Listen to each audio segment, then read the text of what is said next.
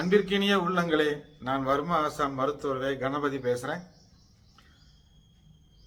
இன்னைக்கு சமீப காலமாக எல்லா தரப்பு மாணவர்களும் சரி, பாரம்பரியமான வைத்தியர்களும் சரி, அல்லது வர்மம் தொடர்பான கற்றுக்கொள்ள வேண்டும் என்ற ஆர்வலர்களும் சரி கேட்கக்கூடிய ஒரு கேள்வி, சார் வர்ம புள்ளியை தூண்டுவதற்கு சிறப்பாக ஏதாவது உபகரணம் இருக்கா அப்படிங்கிறதா. இந்த உபகரணம் அப்படிங்கிறத பற்றி நம்ம ரெண்டு விஷயங்களை நம்ம தெரிஞ்சுக்கணும். ஒன்று என்னன்னு கேட்டோம்னா, வர்ம புள்ளிகளை தூண்டுவதற்கு ஏற்கனவே நமது நூல்களில் வர்ம முத்திரைகள் சொல்லப்பட்டிருக்கு. வர்ம முத்திரைகள் மூலமாக வர்ம புள்ளிகளை தூண்டுனா மிக சிறப்பான குணம் கிடைக்கும். ஏன்னா வர்ம முத்திரைக்கு என்ன பலங்கிறது தெரியும். நம்ம தச வாயுக்களினுடைய மறு சாராம்சம் தான் முத்திரைங்கிறது எல்லாராலும் அறியக்கூடிய ஒன்று. ஆக அப்பேற்பட்ட அந்த வாயுக்களினுடைய சாராம்சத்தை வெளிப்படுத்தக்கூடிய அந்த முத்திரை மூலமாக வர்ம புள்ளிகளை தூண்டுனா அது சிறப்பானது. அது மாற்று கருத்துக்கு இடமே கிடையாது. உபகரணங்கள் பார்த்துட்டோம்னா, வழக்கில் சில வைத்தியர் பெருமக்கள் வர்ம குச்சிகளை தாமே ஏற்படுத்தி அதன் மூலமாக தூண்டுறாங்க. உதாரணத்துக்கு கை விரல் கொண்டு தூண்டுனா பல நோயாளி பார்க்கப்படும் பொழுது அவருக்கு கை விரல் வலி வரும். இதர சில அசௌகரியங்கள் இருக்கிறதுனால குச்சிகளை பயன்படுத்துகிறாங்க. ஸோ இந்த குச்சிகள் பார்த்துட்டோம்னா, அதாவது மரக்குச்சி அதே சமயம் இல்லாமல் சில தந்தங்கள்னால குச்சிகள், கொம்புகள்னால குச்சிகள், இவைகளையும் இன்னைக்கு பயன்பாட்டில் இருக்கிறத பார்க்கலாம். ஸோ இது ஒரு பக்கம், மரக்குச்சிகள் வர்மப்புள்ளி தூண்டுதலுக்கு ஒரு குச்சம். இன்னொன்று பார்த்துட்டோம்னா, மூலிகை விதைகளை வச்சு வர்மப்புள்ளிகள் தூண்டுதல் இருக்கு. நம்மளுடைய சித்த மருத்துவ பல நூல்களிலுமே மூலிகை விதைகளை மையம் கொண்டு வர்மப்புள்ளியும் அடங்கலும் சொல்லப்பட்டிருக்கு. உதாரணத்துக்கு போனோம்னா, குன்றிமணி அடங்கல், மஞ்சாடி விதை அடங்கல், முத்து அடங்கல், வேப்ப முத்து அடங்கல், இவைகள்லாம் இருக்கு. இவைகள்லாம் நீங்க சொல்லப்பட்டிருக்கு. ஸோ இதெல்லாம் பார்த்துக்கிட்டோம் அப்படின்னம்னா, அந்தந்த வர்ம புள்ளிகள் அந்தந்த விதைகள் மூலமாக தூண்டப்பட்டுனா முழுமையான அளவு அதனுடைய வர்ம புள்ளியினுடைய செயல்பாடு கிடைக்கி அப்படிங்கிறத மையப்படுத்தி தான் நூல்கள் அது சிறப்பாக சொல்லப்பட்டிருக்கு. ஸோ அதை நம்ம திரும்பவும் பாரம்பரியமா அந்தந்த விதைகளை வச்சு அந்தந்த வர்ம புள்ளிகளை தூண்டணும்னா நிச்சயமாக பலன் கிடைக்குங்கிறது எந்த சந்தேகமும் இல்லை, மாற்று கருத்துமே இல்லை. இது தூண்டப்படும் பொழுது, இந்த விதைகளை தூண்டப்படும் பொழுது ஒரு சில சிறப்பு தன்மைகள் நமக்கு கிடைக்குங்கிறது மறந்துடக்கூடாது. ஒன்று, அந்த இடத்தில் அமையப்பெற்றுள்ள வர்ம புள்ளி முழுவதுமாக தூண்டப்படுது, அந்த விதைக்கு தகுந்த மாதிரி அந்த இடம்.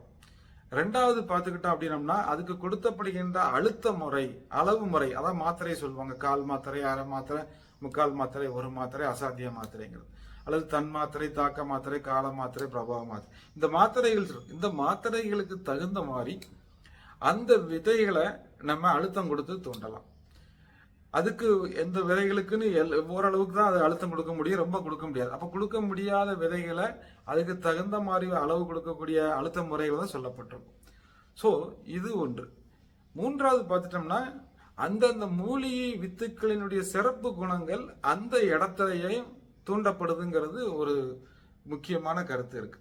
இப்போ உதாரணத்துக்கு பார்த்தீங்கன்னா, மிளகு இருக்கு, பாசிப்பயிர் இருக்கு, உளுந்து இருக்கு, மொச்சக்கொட்டை இருக்கு, நெல் இருக்கு, கோதுமை இருக்கு, குன்றிமணி இருக்கு, ஆணை குன்றிமணி இருக்கு, கடுக்காய் இருக்கு, மாசிக்காய் இருக்கு.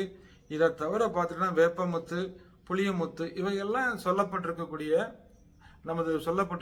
வர்ம புள்ளியை தூண்டுவதற்காக நடைமுறைகளை பயன்படுத்திட்டு இருக்கக்கூடிய சில வழக்கு முறைகள்.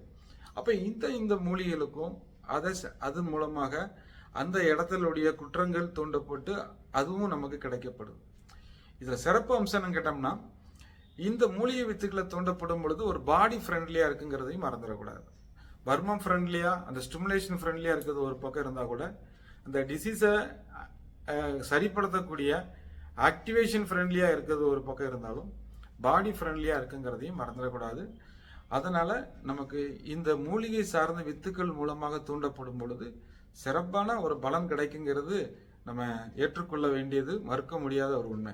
இது தொடர்பான ஏகப்பட்ட ஆராய்ச்சிகள் நீங்க சமீப காலமாக இது மேற்கொள்ள வராங்க. ஏன் இதை தூண்டணும், இதுக்கு ஏன் சொல்லப்பட்டிருக்கு, இல்லை இது இப்போ இடைக்காலத்தில் வந்ததாங்கிற ஆய்வுகள் இருக்கு.